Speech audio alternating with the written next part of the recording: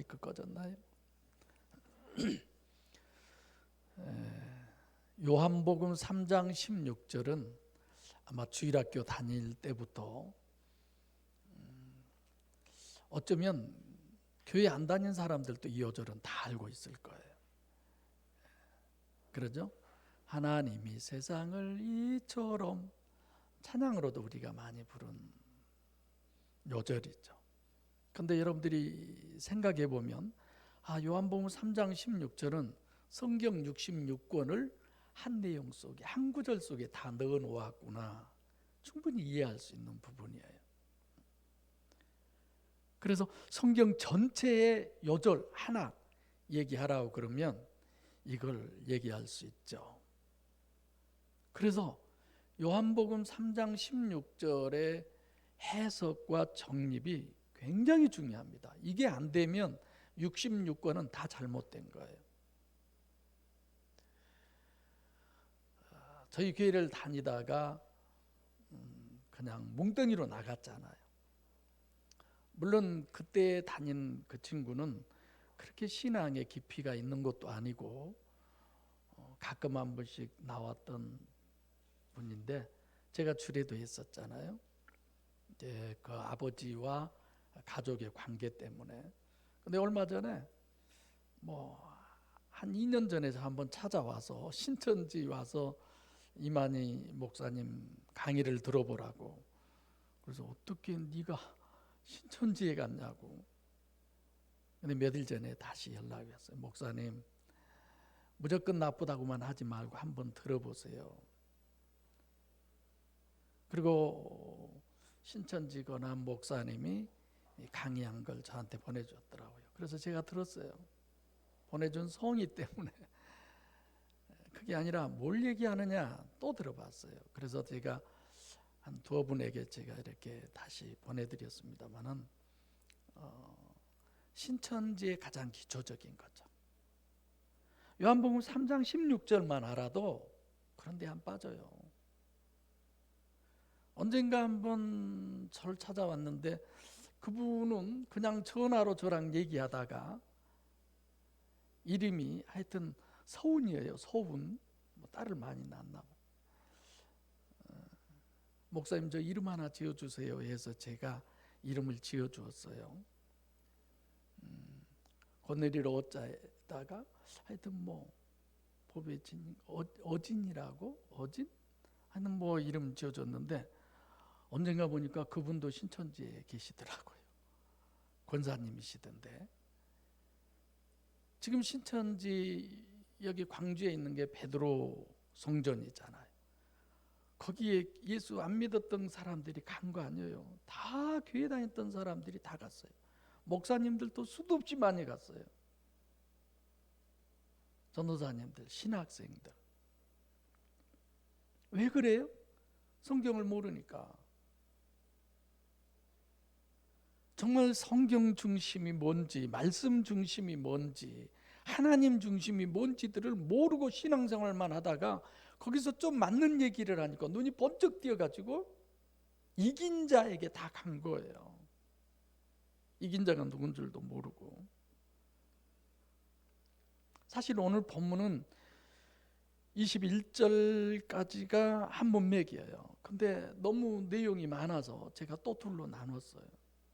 좀 앞으로 여러분들이 하시는데 자꾸만 이렇게 좀 바꿔지는 그런 본문이 있을 거예요. 그래서 항상 그 코인원이 할 때도 그걸 잘 얘기하셔야 합니다만은, 이렇게 성경 전체의 요절이 요한복음 3장 16절. 그럼 요한복음 3장 16절이 뭘 얘기하느냐? 성경 66권을 다 얘기해요. 다 들어있어요. 그걸 이제 요약해서 말씀하기가 상당히 어려운데, 그래서 본문은 어려워요. 요한복음 3장 16절이 어려워요. 쉬운 본문이 아니에요. 이런 거잖아요. 성경이 계시하고 약속하신 구원이 뭐냐? 그렇죠? 늘 내가 하는 얘기지만 유일신이 직접 이 땅에 강림하시고 인간과 함께 하시고 인간에게 역사하시고 그리고 인간과 교제하고 그리고 인간을 직접 구원하시는 것이 하나님이 우리를 구원하신 거예요. 이게 성경적 구원이에요. 그래서 결국은 본문에서도 하나님이 세상을 이처럼 사랑하사, 사랑하기 때문에 뭘 줬느냐? 독생자를 주셨다고 그랬어요. 뿐만 아니라 유일신이 이 땅에 강림하고 함께 하시고 역사하시고 구원하신 구원은 어떤 구원이냐? 우리 영혼이 저 천국에 가서 영생을 얻게 하는 구원. 그것이 진짜 구원이에요. 그러니까 성육신하신 하나님이 육신을 입고 이 땅에 오심을, 성육신하신 하나님이 이 땅에 오셔서 신인 메시아이신 독생자에 의한 구원이다. 성경은 이걸 얘기하는 거지, 그런 어떤 사람에 의해서 구원받는 거 아니에요. 그러니까 저런 데가 크면 클수록 진짜 목회자들이 가슴을 쳐야 돼요. 내 탓이오, 내 탓이오 하고 잘못 가르쳐 놓으니까 가잖아요, 저런 데. 그래서 우리가 고민해야 되는 것은 하나님이 육신을 입고 이 땅에 오신 독생자이신 예수 그리스도에 의해서 육신인 우리들을 저 영원한 천국의 영혼 구원을 이루신다라고 하는 것이 오늘 본문의 얘기인데, 그럼 어떻게 이것이 실제로 가능하느냐? 니고데모에게 예수님이 거듭남에 대한 얘기를 하잖아요. 이런 걸 우리가 잘 알아야죠. 그저 교회만 다니면, 우리 어머니처럼 내가 어머니 죽으면 천국 갈 자신 있어. 어째 못 간대? 가재? 어떻게 가? 아니 이렇게 많이 내가 교회를 다니고 우리 아들이 목사인데 왜 내가 못 가냐고. 그건 아니잖아요. 16절에 하나님이 세상을, 세상 코스모스예요, 이처럼 처음 시작이에요. 사랑하사, 사랑이 뭐예요? 아가페예요. 아가페. 우리가 하나님의 사랑이 뭐냐? 아가페다 그렇게만 표현하는데 그런 거 아니에요. 하나님의 은사를 아가페라고 그래요. 그러니까 무당이 신이 들려서 점을 하잖아요. 그럼 푸닥거리도 하고 신의 능력으로 하는 거죠. 여러분과 제 안에 성령이 임하셔서 성령의 역사로 하는 것, 그것 자체가 은사, 그것 자체가 아가페예요. 무조건 우리가 인간이 사랑하는 건 필레요, 뭐 이런 그런 식의 얘기가 아니죠. 근데 문제가 되는 것은 육신의 인간의 영혼을 구원해서 영원한 천국에서 영생을 구원이라고 그런다고 한다면, 실제로는 하나님이 지금 본문에 이 세상을 사랑한다는 거예요. 하나님이 세상을 사랑하시는데 얼마나 사랑하냐?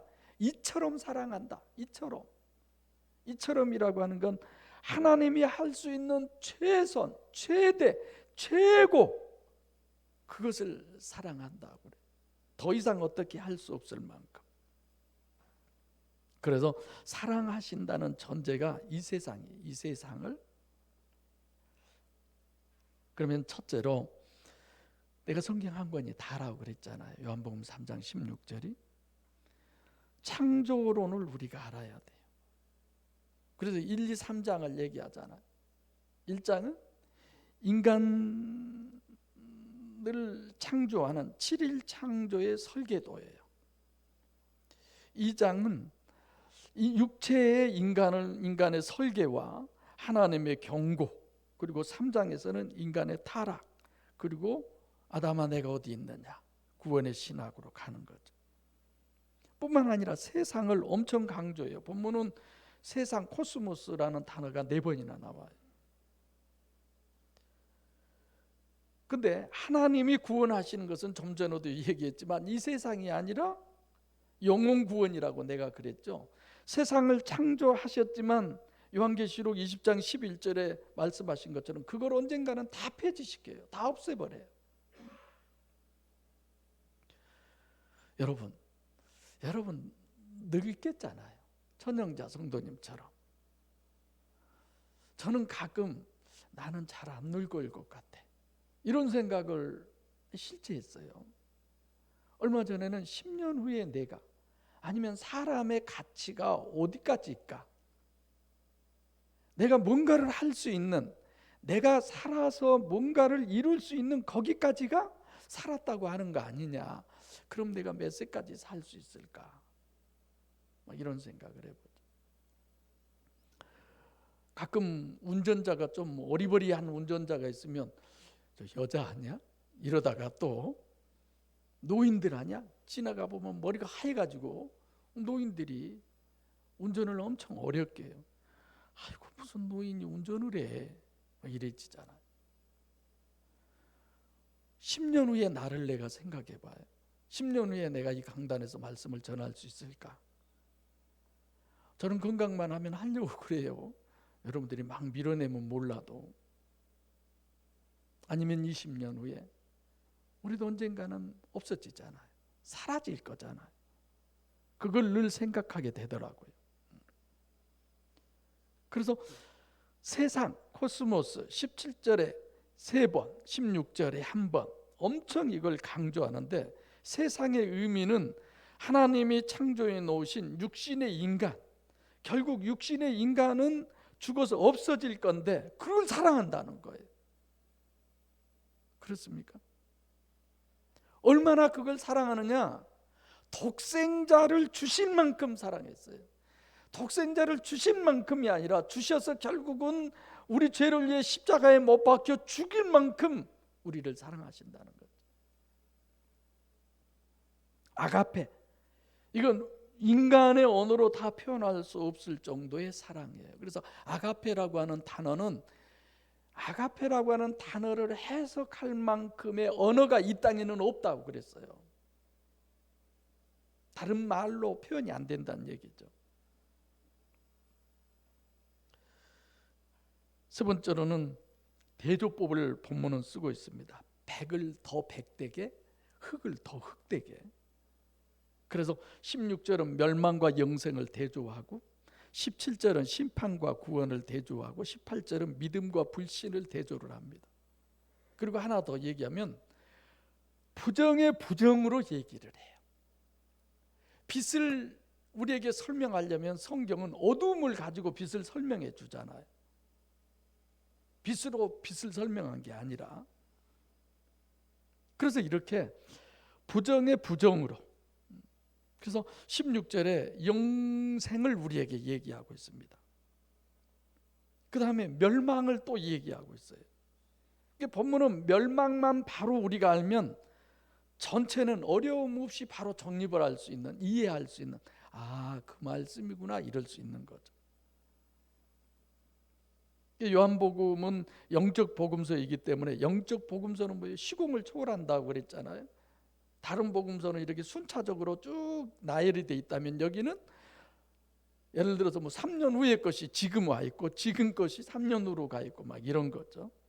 그래서 항상 시제를 생각해야 돼요. 그래서 좀 어렵지만 여러분들이 이런 시제를 제가 이해하기 쉽게 최대한 설명을 하는데, 하나님이 세상을 이처럼 사랑하사 독생자를 주셨으니, 그 다음에 이는 저를 믿는 자마다, 믿는다는 건 현재를 얘기해요. 그 시제가, 이게 지금 믿는 자마다 멸망치 않고, 멸망치 않고는 과거에 멸망 안 한다는 거예요.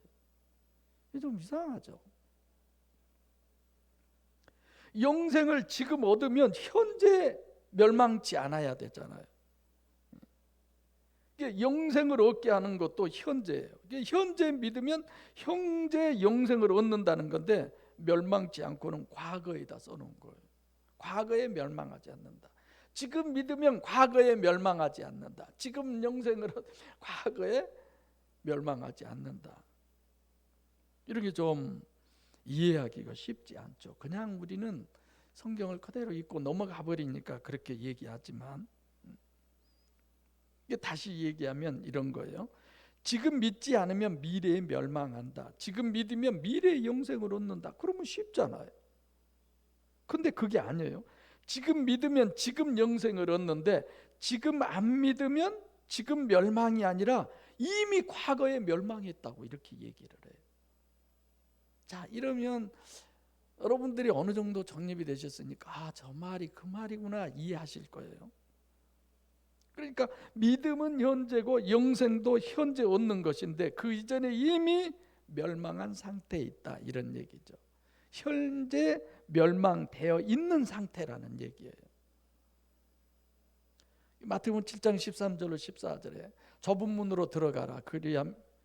좁은 문으로 들어가라. 멸망으로 인도하는 문은 크고 넓어서 찾는 이가 많고 생명으로 인도하는 문은 좁고 염착하여 찾는 이가 없다. 멸망으로 인도하는 쪽에 문이 있다고 했어요? 없다고 그랬어요? 없다고 그랬어요. 자, 지금 멸망되지 않고 있다가 멸망되면 문으로 들어가면 그 다음에 멸망, 그렇게 우리가 생각하지만 그렇지 않습니다. 성경은 멸망 쪽에는 문이 없어요. 이미 멸망해져 있어요. 이미. 그러니까 이미 멸망한 상태에 놓여 있으면서 믿으면 어떻게 돼요? 영생을 얻는 거예요. 안 믿으면 멸망한 상태 그대로 그냥 멸망하는 거예요. 그래서 좁은 문은 문이 있어요, 원어에. 그러나 넓은 문은 거기에는 문이 없어요. 문이라고 하는 게 뭐예요? 전환점이잖아요. 안 믿었던 사람이 안 믿은 그대로 그냥 가면 그대로 지옥이에요. 멸망이에요. 거긴 전환점이 없는 거예요. 번역의 문제들이 있는 거죠. 멸망이라는 단어가 어떤 단어냐? 결론부터 얘기하면 원죄를 얘기하는 거예요. 창세기 2장 17절에 선악을 알게 하는 나무의 실과는 먹지 말라.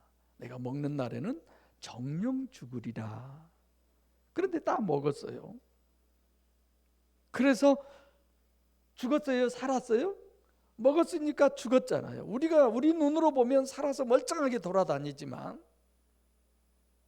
로마서 5장 12절에 아담 한 사람으로 말미암아 죄와 사망이 들어왔다고 그랬어요. 본문에서의 멸망이죠.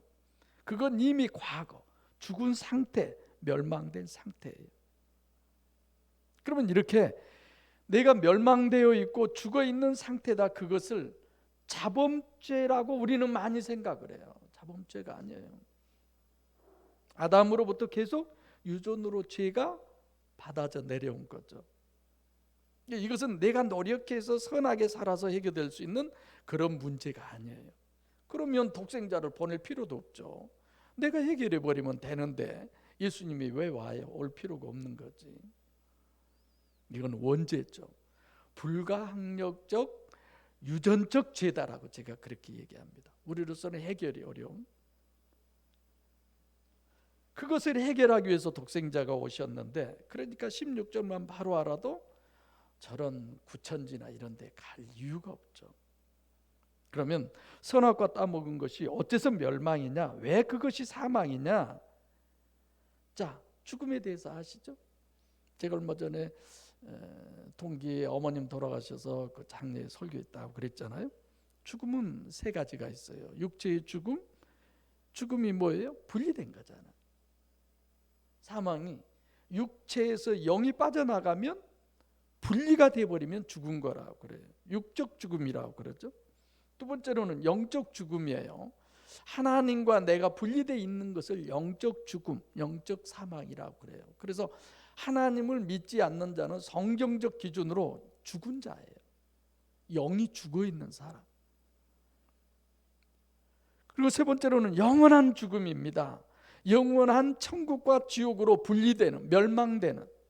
이게 멸망이라는 단어가 아폴로라고 하는 단어인데, 아포는 풀어, 뭐로부터, 루어는 풀리다, 매임에서 풀리다, 이런 뜻이에요. 하나님에게서 떨어져 버린 거죠.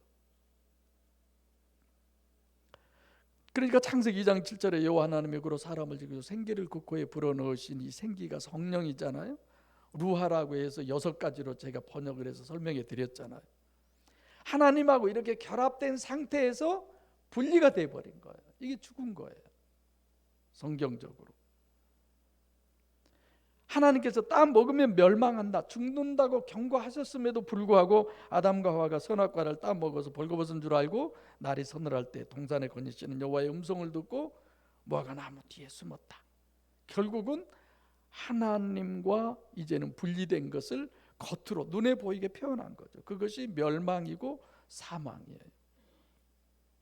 그래서 인간은 아담 후손은 태어나면서부터 멸망한 상태, 죽은 상태, 죽어 있는 거예요. 우리가 전도를 하면 죽으려고 하는 사람 살리는 것이 아니라 이미 죽어 있는 사람을 살린 거예요. 창세기 6장 3절에 여호와의 신이 영원히 사람과 함께 하지 아니하리니 이는 저희가 육체가 됨이라. 죽은 자잖아요. 그러니까 독생자의 구원은 이렇게 멸망한 죽은 아담의 자손이 하나님의 자손으로 바뀐 거예요. 마귀의 자손이 하나님의 자손으로 된 거예요. 그것이 본문에서 말하는 독생자의 구원이에요. 하나님의 자녀로 바뀌어야 천국에서 영생을 한다라는 그런 논리예요. 하나님의 자녀로 바뀌지 않으면 어디에서 영생을 해요? 지옥에서 영생을 해요. 자, 그러면 어떻게 이러한 아담의 자손, 아담의 자녀가 하나님의 자녀로 다시 하나님과 결합해서 천국에서 영생을 얻을 수 있느냐? 우리가 그러잖아요. 오직 성경, 오직 예수, 오직 믿음. 기독교의 3대 주제예요, 이게. 맞아요. 그러면 이렇게 심판론을 적용했으면 17절에서 16절을 전제로 독생하신 예수 그리스도에 의한 구원론에 대한 말씀을 우리가 이해할 수 있어야 돼요. 자, 17절에 하나님이 그 아들을 세상에 보내신 것은 세상을 심판하려 하심이 아니요 그로 말미암아 구원을 얻게 하려 하심이라. 초점이 17절에는 심판이 언제냐? 여기도 시제가 현재예요. 구원은 과거예요. 그러니까 지금 구원하고 지금 심판하는 것이 아니고 구원은 과거, 심판은 현재라는 겁니다. 하나님이 그 아들을 세상에 보내신 것은 세상을 심판하려는 것이 아니요 저로 말미암아 과거에서 구원을 한다, 이런 얘기가 되는 거예요. 자꾸 어렵지 않게 많은 설명을 되도록이면 안 하려고 그러는데 결국은 현재 심판이면 심판 안 하면 현재 구원인데 과거 구원이니까 구원은 뭐가 구원이냐? 원죄에서의 구원을 얘기합니다. 그 아들을 보내신 것은 무엇에서 구원이라고 말씀하려고 그러느냐? 원죄의 구원을 얘기한 거죠. 멸망에서의 구원, 자범죄에서의 구원이 아니에요. 자범죄의 구원은 지금 죄를 지고 지금 구원, 그래야 맞죠. 그래서 원죄의 구원이다라고 하는 말은 무슨 구원이냐? 결국은 유전적 죄이기 때문에 영적 죄, 심령의 죄, 심령, 영적 구원을 위한 메시아다, 이렇게 얘기하죠. 17절에 저로 말미암아 구원을 얻게 하리니, 어떤 것에서? 영적 죄에서. 그래서 로마서 5장 12절, 좀 전에도 말씀 봉되겠지만 한 사람 아담으로 말미암아 죄와 사망이 들어왔다. 해결하려면 어떻게 해야 되냐? 아담의 죄에서 해결해야 되는 거예요. 그렇잖아요. 근데 문제가 있어요. 자, 예를 들어서 육신의 죄요 자범죄라고 그러면 성경에 보면 속죄 제사를 지내잖아요. 내가 범한 죄에 대한 해결이 가능해요. 근데 내가 아니고 원죄고 심령의 문제라고 그런다면 아무리 내가 선하게 살고 의롭고 살고 예를 들어서 예수를 믿는다고 막 충성, 봉사, 헌신 아무리 열심히 그거 한다고 해서 그게 해결되는 것이 아닙니다. 그러니까 결국 멸망은 창세기 2장 7절에 하나님과 내가 이렇게 결합되어 있었잖아요. 그것이 이렇게 이제 분리가 되잖아요. 분리가 됐던 그런 나에게 하나님이 떠난 건 육체와 만남, 육체의 떠남, 이것이 아니잖아요. 내 심령에 다시 하나님이 들어와 계시는 것이 구원이에요. 뭐 그 신천지에서 보는 걸 보니까 뭐 일곱 교회 뭐 촛대 얘기하던데 뭐 장막성전, 제가 서울서 그 20살 되기 전일 겁니다. 아마 그 친구 장님하고 둘이서 오토바이 타고 그 장막성전을 한번 가봤어요. 여기가 대단한 곳이라고. 그래서 그때 이런 것들을 다 기록에 얘기하면서 자기가 마치 지금 이긴 자 뭐 이렇게 설명을 했던데, 어디에 성경에 지금 사람이 끼일 수가 있어요? 말도 안 되는 얘기지. 그러니까 창세기 2장 7절에 이렇게 하나님과 내가 하나가 됐잖아. 이렇게 하나가. 근데 이게 분리가 됐어요. 이게 원죄예요. 그럼 그 해결은 뭐예요? 다시 하나님하고 내가 이렇게 되면 돼. 그것이 육체로 하나 된 것이 아니었어요. 육체 분리가 아니었어요. 내 심령 안에, 아담의 심령 안에 하나님이 들어와 계셨어요. 그 심령 안에 하나님이 떠난 거예요. 다시 말하면 내 심령 안에 하나님이 안 계셔. 분리가 되어 있는 상태에 다시 하나님이 내 안에 들어오시면 모든 죄의 문제는 해결이 되는 거예요. 그것이 본문에서 이야기한 영생을 얻는 겁니다. 할렐루야. 11조 잘하고 주일 성수 잘해서가 아니라, 목사 말 잘 들어서가 아니라, 내 심령 속에서 하나님과 연합해야 되는 그 부분을 우리에게 얘기하는 거죠. 하나님이 옆에 있어도 안 돼요. 그래서 우리가 부를 찬양 복음성가도 그러잖아요. 나의 등 뒤에서, 내 심령 속에서 해야지. 내가 너희 남편이 되었어도 안 된다고 하나님 얘기하잖아요. 그러면서 무슨 언약을 우리에게 주어요? 새 언약을 주신다. 다 같은 말씀드려요. 하나님이 함께 하시되 어디서 함께 하셔야 되느냐? 내 심령 속에서. 할렐루야. 여러분과 제 심령 안에 하나님이 주인 되시기를 바랍니다. 그래서 하나님이 통치하니까 내가 하나님의 나라가 되는 거예요. 하나님이 내 심령 속에 와 계시니까 내가 하나님의 성전이 되는 겁니다. 이건 성전 아니에요. 이건 예배당 건물이지. 도둑들이 이걸 하나님의 성전이라고 해서 그냥 이거 건축한다고 집 팔아서 바치고 그냥 빚내서 바치고, 나쁜 놈들이에요. 모르지도 않고 다 알면서도. 그러니까 육신으로 오신 예수 그리스도가 어떻게 내 심령 속에 들어오셔서 내 영과 연합해서 원죄를 해결해 주는 구원을 이루겠느냐? 그러한 성육신하신 신인 메시아의 구원의 절대적 조건이 뭐냐? 그분이 내 속에 들어올 수 없잖아요. 육체가. 17절이 뭘 얘기해요?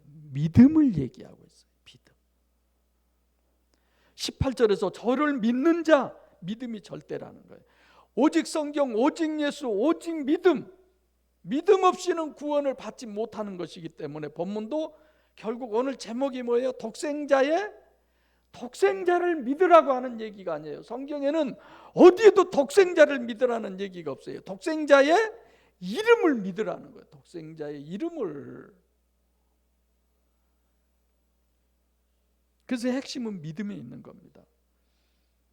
믿음에 대해서 상당히 오해가 되고 있는데, 믿음은 꼭 기독교에만 해당되는 거 아니에요. 다들 믿음이라고 하는 것이 형성되어 있어요. 그래서 창세기 1장부터 끝까지 전부 믿음에 초점을 맞춘 겁니다. 왜 그러냐? 유일신의 구원은 아까 얘기했잖아요. 직접 강림하셔서 직접 함께 하시고 인간과 직접 역사하시고 심령 속에서. 우리가 감지할 수 없는 존재잖아요. 하나님을 어떻게 감지해요? 그래서 믿느냐의 믿음이죠. 믿음도 엘로힘 여호와 임마누엘로. 인간이 전혀 감지 못하는, 할 수 없는 하나님을 얼마나 실존적 존재로 내가 인식되느냐, 그만큼 믿음이에요. 그런 거지 뭐 성경에서 예수 피를 믿고 그런 믿음은 전혀 없어요. 피에 대한 것은 예수님이 많은 사람의 죄를 위해서 피를 흘리셨다. 마태복음 26장 28절 성찬식, 거기에 정확하게 기록되어 있어요. 거기에 내가 많은 사람의 죄를 사함을 얻기 위하여 흘리는 바 나의 피, 곧 무슨 피예요? 언약의 피. 내 피를 믿으라고 한 게 없어요, 성경에. 하도 피를 얘기하길래 내가 요즘 늘 그 얘기 하잖아요. 뭐 그 피가 마음속에 큰 증거됩니다. 나의 죄를 씻기는 예수의 피밖에 없네. 피 5.18절. 예수님이 내 죄를 씻고 예수님이 나의 증인이 되는 거지, 무슨 그 피입니까? 피가. 내가 그걸 피복음이라고 내가 그렇게 얘기해요. 예수만 믿으면 다 되는 거잖아요. 십자가에서 흘리는 그 피가 우리의 죄 사함 맞잖아요. 그러나 예수와 관계가 되지 않으면 그건 아무 소용이 없는 거예요. 하여튼 이번에도 어느 목사님 앉기만 하면 그 목사님이 얘기를 막 2시간 3시간 막 하는데, 예수님의 보혈로 피로 말미암아 몇 번 내가 그냥 자꾸만 브레이크를 걸고 싶은데 참어요. 설교 좀 나오면 주려고. 우리가 예수님의 보혈의 피로 구원을 받습니까? 이 미친 소리지.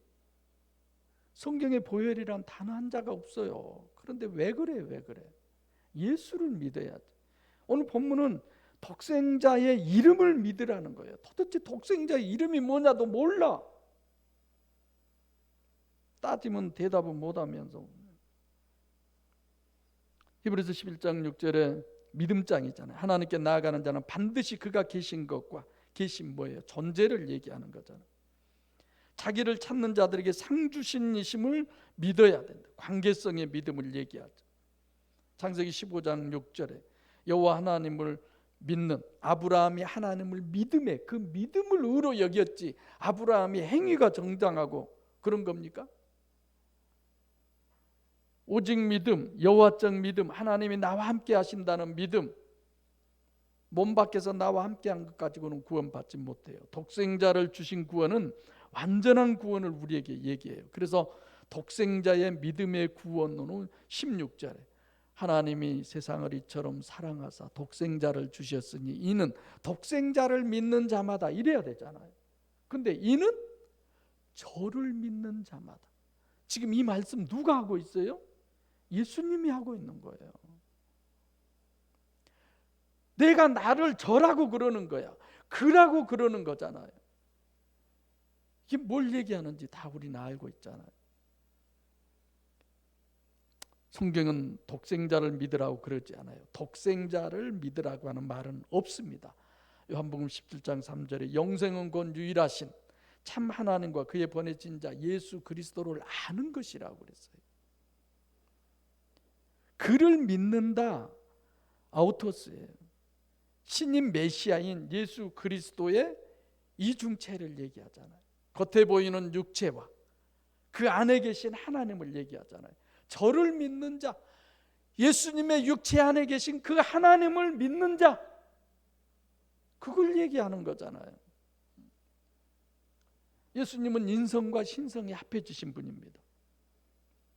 인성은 육체 쪽이고 신성은 하나님을 얘기하는 거예요. 그래서 18절에 독생자의 이름을 믿으라는 거예요. 독생자를 믿으라는 게 아니라 이중체를 얘기하죠. 그러니까 신인 메시아의 속사람 하나님의 이름을 믿으라는 거지, 독생자 신인 메시아든지 또는 겉사람 이걸 믿으라는 얘기가 아니에요. 정말 너무 중요한 본문의 내용의 얘기죠. 그래서 거듭 얘기하지만 구원은 다시 내 심령 속에 삼위일체 하나님이 들어오셔야 돼요. 그것이 임마누엘이에요. 교회 이름을 임마누엘로 많이 짓잖아요. 정말 좋은 이름이에요. 우리는 임마누엘이 목적이고 하나님도 소원이 있어요. 임마누엘이 되는 걸 소원으로 하시는 거야. 이 말 자체가 모순이지만 어떻게 하나님이 소원이 있어요? 전능자가. 하나님이 할 수 없는 거 한 가지가 있잖아요. 인격적 관계이기 때문에. 그래서 마태복음 1장 23절에도 성령으로 잉태되신 예수 그리스도를 임마누엘이라고 그러잖아요. 하나님이 우리와 함께 하신다. 이사야서 7장 14절. 그러니까 구약에서 임마누엘이라고 하는 의미는 하나님이 몸 밖에서 나와 함께 하시는 거예요. 근데 마태복음 1장 23절에 임마누엘은 성령이 동정녀 마리아에 잉태된 거예요. 육신의 심령 안에 삼일체 하나님이 성령으로 들어오시는 거예요. 그것을 우리와 함께 한다고 그러죠. 이게 구약적 우리와 함께는 몸 밖에서, 신약적 우리와 함께는 몸 심령 속에 들어오셔서 우리와 함께 하신 거예요. 여러분과 제 심령 안에 주님이 계신다고 한다면 우리가 겉으로 보기에는 별것 아닌 것 같지만, 여기에 몇십 명 모이지 않지만 수천 수만 명이 모이는 교회 부럽지 않게 하나님의 나라가, 하나님의 성전이, 진짜 하나님이 이곳에 계시는 거예요. 할렐루야. 수가 몇 천, 몇만 명 모이는 게 뭐 그렇게 중요합니까? 소강주 쪽 그쪽 지나가면서 베드로 성전이 이 세상에 어디가 있어요? 건물이 어디가 성전입니까? 그런 걸 볼 때마다 진짜 가슴이, 우리가 다 2단이고 자기네가 1단이라고 그러잖아요. 기준이 뭐냐 이거예요. 구원은 오직 믿음인데 그 믿음은 완전한 믿음. 원죄에서의 구원은 바로 하나님이 우리 심령 속에 임마누엘 하셔야 되는 구원이 바른 구원이에요.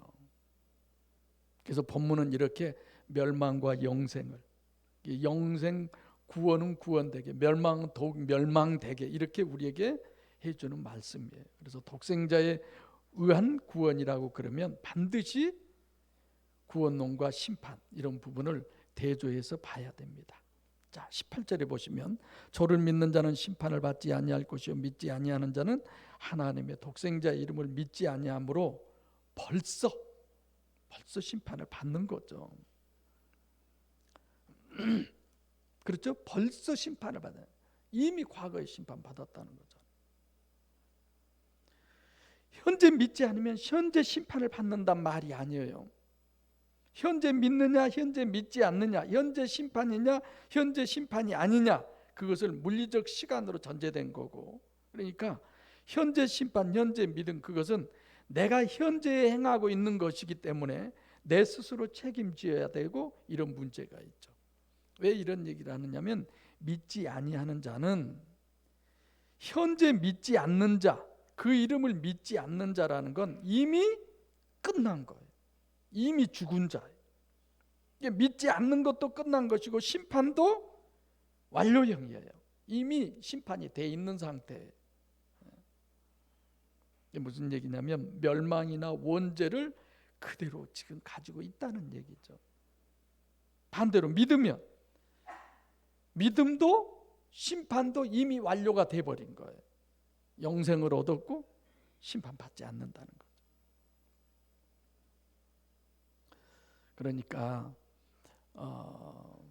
믿지 않으면 멸망 상태에 있는 그대로, 믿지 않는 것으로 그대로 끝나는 사람 심판, 믿으면 멸망도 해결되고 다 완료됐다는 거죠. 그래서 구원과 심판을 완료형으로 기록한 것과 구원과 심판을 현재형으로 기록한 것은 서로 다른 거죠. 그럼 완료형으로 기록된 건 구원과 심판론을 잠깐 말씀드리면,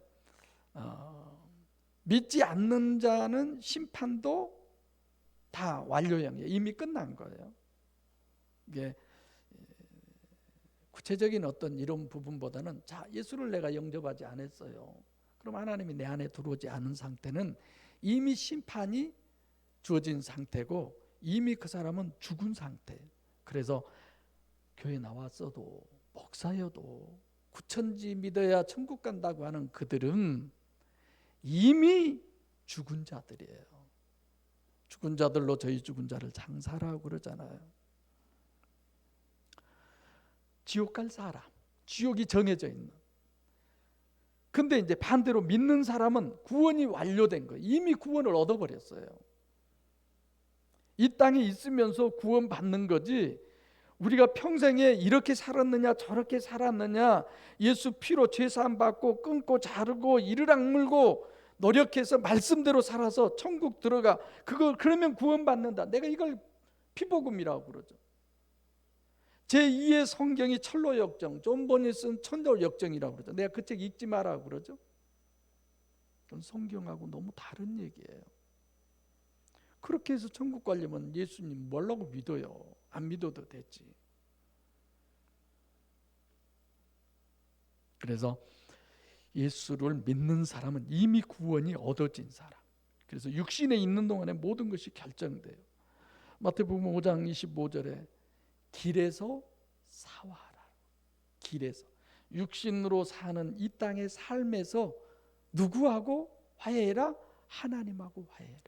하나님하고 화해하라는 건 죄 짓지 말고 그러고 정직하고 바르게 이렇게 살라는 얘기입니까? 아니고 내 심령 안에 하나님을 모셔드려라. 할렐루야. 그 얘기를 하는 거죠. 그래서 요한복음 11장 25절에 나를 믿는 자는 죽어도 살겠고 무릇 살아서 나를 믿는 자는 영원히 죽지 않는다, 이렇게 얘기하시는 겁니다. 그래서 현재 믿는 자는 원칙적으로 믿음이 완성된 사람, 구원이 완료된 사람, 현재 믿지 않는 사람은 이미 그 사람은 멸망된 사람, 죽은 사람, 이런 거죠. 그래서 성도 여러분, 정말 실제로 천국이 믿어지느냐? 실제로 믿으면 우리의 삶이 틀려져요. 모든 것이 달라져요. 지금 본문은 독생자의 이름을 믿으라고 그러죠. 독생자의 이름을 믿으라는 얘기는 성령이 동정녀 마리아에게 임하였던 것처럼 여러분들과 제 심령 안에 임재하심을 우리에게 얘기하는 겁니다. 그러면 결국은 독생자의 이름을 믿으라고 하는 얘기는 성육신하신 신인 메시아이신 독생자는 겉사람, 육체 연약한 사람이잖아요. 예수님도 피곤하고 지치고, 사마리아 여인에 대해서 얘기할 때 하겠습니다마는 겉사람 뱁새인 육체 우선이고 속사람이 하나님이에요. 그럼 주체는 하나님이에요. 그것을 본문에서는 독생자의 이름이라고 그렇게 얘기합니다. 요한복음 3장 3절에 거듭나지 않으면, 위로부터 나지 않으면 하나님 나라에 들어갈 수 없다. 어느 누구도 성령과 물과 성령으로 나기 전에는 독생자의 이름을 믿는 것은 전혀 불가능함을 우리에게 얘기하고 있습니다. 여러분들과 저는 시한부 인생이에요. 천년자 성도님이 저기 나오셨지만 나보다 더 먼저 가실지 누가 알아요. 저는 어제도 내가 누워있으면 좀 괜찮으느냐 누워서 청진기로 제가 해봤어요. 뭔 생각한 줄 아세요? 어느 날인가 내 옆에 있는 사람이 밤새 죽은 시체하고 같이 잘 수도 있겠구나, 이런 생각을 한 거죠. 그건 의사가 저한테 해준 얘기예요. 목사님은 주무시다가 천국 갈 상황입니다. 옆에서 모르고 잔 사람은 깨보니까 그때는 남편이 아니 이미 죽은 시체잖아요. 우리가 시한부 인생이에요. 언제 어쩔지 누가 합니까? 정말 저 영원한 천국이 실제로 믿어지시고 이 땅에서 실제의 내 믿음이 무엇인가를 늘 깊이 고민하셔야 돼요. 성경책 들고 주일날 교회 왔다 가면 그럼 천국 가는 거 아닙니다. 1년 내내 주일 못 지키고 한두 번을 나오는 한이 있더라도 여러분과 제 심령 안에 하나님이 임재하셔야 돼요. 이것이 교회가 할 일이에요. 어느 새 성도가 오면 정말 그 일에 심사숙고할 수 있도록 우리가 해야 돼요. 근데 지금 천년자 성도님 기도 안 한다면 여러분들은 전부 짜가 성도야. 목양교회 성도 아니에요. 성경은 그러잖아요. 이 땅에서 우리는 해 뜬 후에 안개와 같다고. 잠깐 있다가 없어질. 어느 누구도 육신으로 영생할 사람 없습니다. 정말 천국에 대한 실제 믿음으로 이 땅에서의 실제적인 율신 신앙의 믿음으로 육과 세상을 승리하시고 주님과 함께 천국을 유업으로 받으셔서 저 천국에서 영원한 영광을 누리는 여러분과 제가 되기를 진심으로 소원합니다. 기도하겠습니다. 살아계신